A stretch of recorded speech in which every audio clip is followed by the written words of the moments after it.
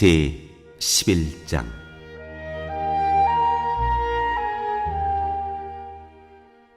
내가 그리스도를 본받는 사람인 것과 같이 여러분은 나를 본받는 사람이 되십시오.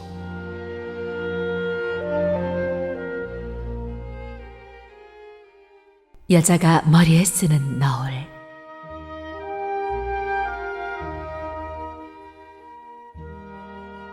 여러분이 나를 모든 면으로 기억하며 또 내가 여러분에게 전해준 대로 전통을 지키고 있으니 나는 여러분을 칭찬합니다. 그런데 각 남자의 머리는 그리스도요, 여자의 머리는 남자요, 그리스도의 머리는 하나님이신 것을 여러분이 알기를 바랍니다. 남자가 머리에 무엇을 쓰고 기도하거나 예언하는 것은 자기 머리를 부끄럽게 하는 것입니다. 그러나 여자가 머리에 무엇을 쓰지 않은 채로 기도하거나 예언하는 것은 자기 머리를 부끄럽게 하는 것입니다. 그것은 머리를 밀어버린 것과 꼭 마찬가지입니다. 여자가 머리에 아무것도 쓰지 않으려면 머리를 깎아야 합니다. 그러나 머리를 깎거나 미는 것이 여자에게 부끄러운 일이면 머리를 가려야 합니다. 그러나 남자는 하나님의 형상이요 하나님의 영광이니 머리를 가려서는 안 됩니다. 그러나 여자는 남자의 영광입니다. 남자가 여자에게서 난 것이 아니라 여자가 남자에게서 났습니다. 또 남자가 여자를 위하여 지으심을 받은 것이 아니라 여자가 남자를 위하여 지으심을 받았습니다. 그러므로 여자는 천사들 때문에 그 머리에 권위의 표를 지니고 있어야 합니다. 그러나 주님 안에서는 남자 없이 여자가 있지 않고 여자 없이 남자가 있지 않습니다. 여자가 남자에게서 난 것과 마찬가지로 남자도 여자의 몸에서 났습니다. 그리고 모든 것은 다 하나님에게서 났습니다. 여러분은 스스로 판단하여 보십시오. 여자가 머리에 아무것도 쓰지 않은 채로 하나님께 기도하는 것이 마땅한 일이겠습니까? 자연 그 자체가 여러분에게 가르쳐 주지 않습니까? 남자가 머리를 길게 하는 것은 그에게 불명예가 되지만 여자가 머리를 길게 하는 것은 그에게 영광이 되지 않습니까? 긴 머리카락은 그의 머리를 가려주는 구실을 하는 것입니다. 이 문제를 두고 논쟁을 벌이려고 생각하는 사람이 있을지는 모르나 그런 풍습은 우리에게도 없고 하나님의 교회에도 없습니다.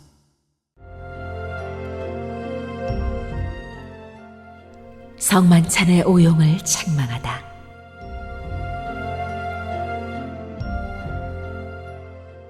다음에 지시하려는 일에 대해서는 나는 여러분을 칭찬할 수 없습니다. 그것은 여러분이 모여서 하는 일이 유익이 되기보다는 오히려 해가 되기 때문입니다.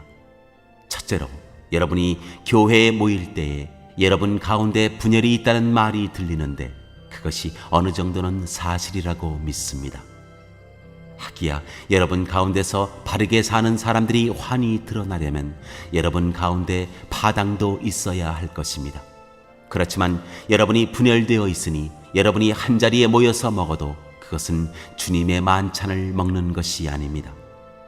먹을 때 사람마다 제각금 자기 저녁을 먼저 먹으므로 어떤 사람은 배가 고프고 어떤 사람은 술에 취합니다. 여러분에게 먹고 마실 집이 없습니까? 그렇지 않으면 여러분이 하나님의 교회를 멸시하고 가난한 사람들을 부끄럽게 하려는 것입니까? 내가 여러분에게 무슨 말을 해야 하겠습니까? 여러분을 칭찬해야 하겠습니까? 이 점에서는 칭찬할 수 없습니다.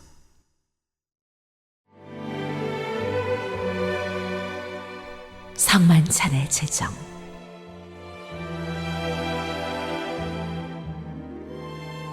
내가 여러분에게 전해준 것은 주님으로부터 전해받은 것입니다. 곧 주 예수께서 잡히시던 밤에 빵을 들어서 감사를 드리신 다음에 떼시고 말씀하셨습니다. 이것은 너희를 위하는 내 몸이다. 이것을 행하여 나를 기억하여라. 식후에 잔도 이와 같이 하시고서 말씀하셨습니다. 이 잔은 내 피로 세운 새 언약이다. 너희가 마실 때마다 이것을 행하여 나를 기억하여라. 그러므로 여러분이 이 빵을 먹고 이 잔을 마실 때마다 주님의 죽으심을 그가 오실 때까지 선포하는 것입니다. 주님의 만찬을 바르게 행하여야 한다.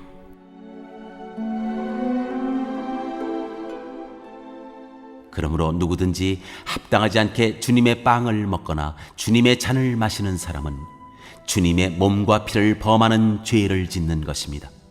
그러니 각 사람은 자기를 살펴야 합니다.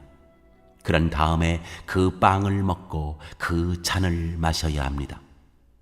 몸을 분별함이 없이 먹고 마시는 사람은 자기에게 내릴 심판을 먹고 마시는 것입니다.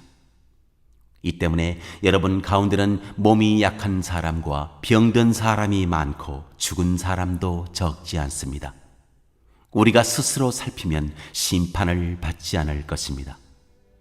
그런데 주님께서 우리를 심판하시고 징계하시는 것은 우리가 세상과 함께 정죄를 받지 않게 하시려는 것입니다.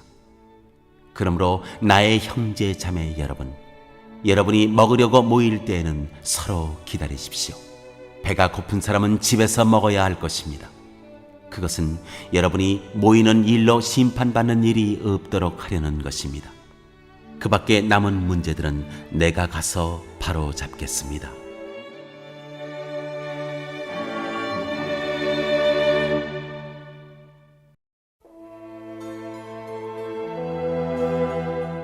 제 12장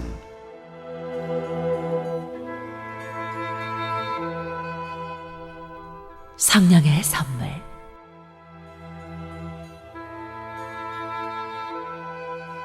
형제 자매 여러분, 신령한 은사들에 대하여 여러분이 모르고 지내기를 나는 바라지 않습니다. 알다시피 여러분이 이방 사람일 때에는 여러분은 이리저리 끄는 대로 말 못하는 우상에게로 끌려다녔습니다. 그러므로 나는 여러분에게 알려드립니다. 하나님의 영으로 말하는 사람은 아무도 예수는 저주를 받아라 하고 말할 수 없고, 또 성령을 힘입지 않고서는 아무도 예수는 주님이시다 하고 말할 수 없습니다. 은사는 여러 가지지만 그것을 주시는 분은 같은 성령이십니다. 섬기는 일은 여러 가지지만 섬김을 받으시는 분은 같은 주님이십니다. 일의 성과는 여러 가지지만 모든 사람에게서 모든 일을 하시는 분은 같은 하나님이십니다. 각 사람에게 성령을 나타내 주시는 것은 공동 이익을 위한 것입니다. 어떤 사람에게는 성령을 통하여 지혜의 말씀을 주시고, 어떤 사람에게는 같은 성령을 따라 지식의 말씀을 주십니다. 어떤 사람에게는 같은 성령으로 믿음을 주시고, 어떤 사람에게는 같은 성령으로 병 고치는 은사를 주십니다. 어떤 사람에게는 기적을 행하는 능력을 주시고, 어떤 사람에게는 예언하는 은사를 주시고, 어떤 사람에게는 영을 분별하는 은사를 주십니다. 어떤 사람에게는 여러 가지 방언을 말하는 은사를 주시고, 어떤 사람에게는 그 방언을 통역하는 은사를 주십니다. 이 모든 일은 한 분이신 같은 성령이 하시며, 그는 원하시는 대로 각 사람에게 은사를 나누어 주십니다. 하나의 몸과 많은 지체들.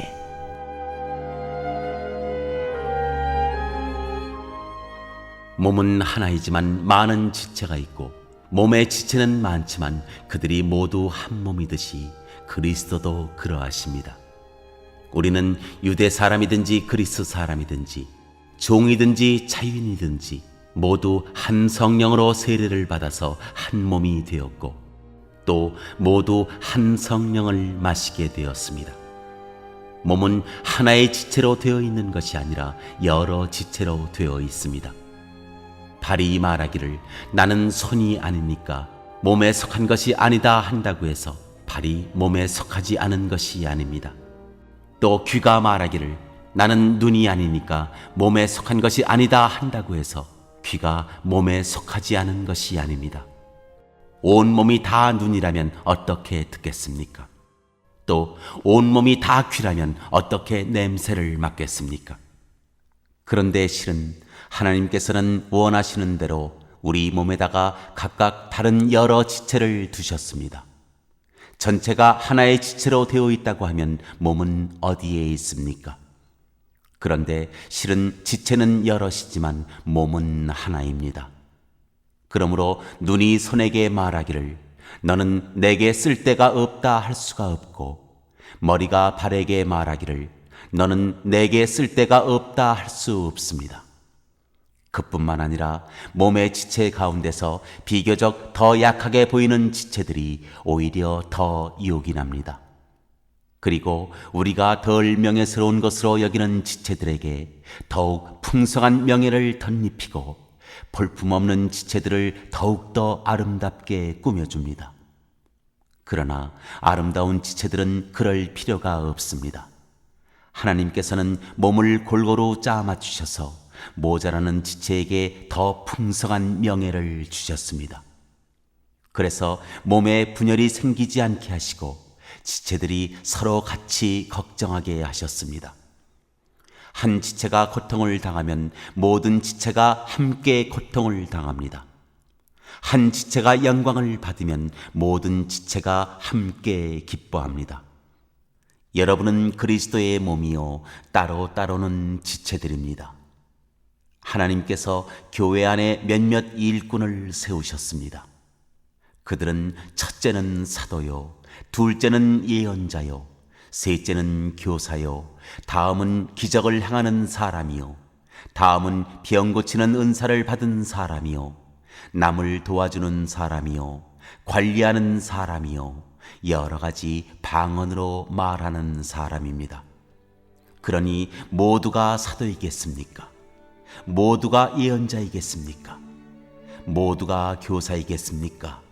모두가 기적을 행하는 사람이겠습니까?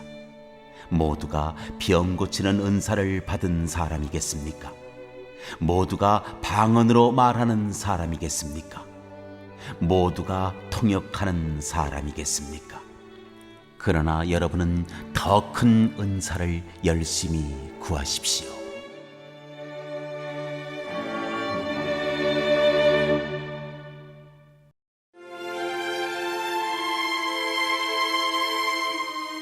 제 13장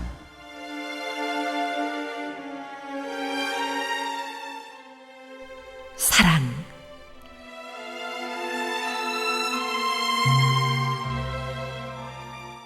이제 내가 가장 좋은 길을 여러분에게 보여드리겠습니다. 내가 사람의 모든 말과 천사의 말을 할 수 있을지라도 내게 사랑이 없으면 울리는 징이나 요란한 꽹과리가 될 뿐입니다. 내가 예언하는 능력을 가지고 있을지라도 또 모든 비밀과 모든 지식을 가지고 있을지라도 또 산을 옮길 만한 모든 믿음을 가지고 있을지라도 사랑이 없으면 아무것도 아닙니다. 내가 내 모든 소유를 나누어 줄지라도 내가 자랑 삼아 내 몸을 넘겨줄지라도 사랑이 없으면 내게는 아무런 이로움이 없습니다. 사랑은 오래 참고 친절합니다. 사랑은 시기하지 않으며 뽐내지 않으며 교만하지 않습니다. 사랑은 무례하지 않으며 자기의 이익을 구하지 않으며 성을 내지 않으며 원한을 품지 않습니다. 사랑은 불의를 기뻐하지 않으며 진리와 함께 기뻐합니다. 사랑은 모든 것을 덮어주며 모든 것을 믿으며 모든 것을 바라며 모든 것을 견딥니다. 사랑은 없어지지 않습니다. 그러나 예언도 사라지고 방언도 그치고 지식도 사라집니다. 우리는 부분적으로 알고 부분적으로 예언합니다. 그러나 온전한 것이 올 때에는 부분적인 것은 사라집니다. 내가 어릴 때에는 말하는 것이 어린아이와 같고 깨닫는 것이 어린아이와 같고 생각하는 것이 어린아이와 같았습니다. 그러나 어른이 되어서는 어린아이의 일을 버렸습니다. 지금은 우리가 거울로 영상을 보듯이 희미하게 보지만은 그때에는 얼굴과 얼굴을 마주하여 볼 것입니다. 지금은 내가 부분밖에 알지 못하지만은 그때에는 하나님께서 나를 아신 것과 같이 내가 온전히 알게 될 것입니다. 그러므로 믿음, 소망, 사랑, 이 세 가지는 항상 있을 것인데 그 가운데서 으뜸은 사랑입니다.